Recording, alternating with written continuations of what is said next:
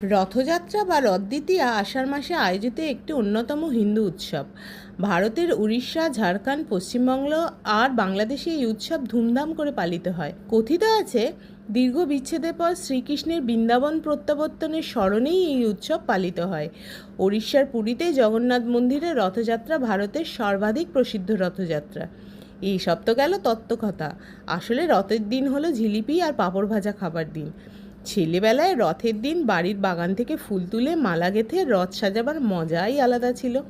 আমি আর আমার এক দিদি আর দাদা মিলে সারা দুপুর ধরে রথ সাজাতাম। তারপর বিকেলবেলায় সেই রথ নিয়ে রাস্তায় বেরোতাম। রাস্তায় কিছুটা ঘুরে পাশের বাড়িতে রথটা রেখে আসতাম। আবার উল্টো রথের দিন সেটা বাড়ি ফেরত আনতাম।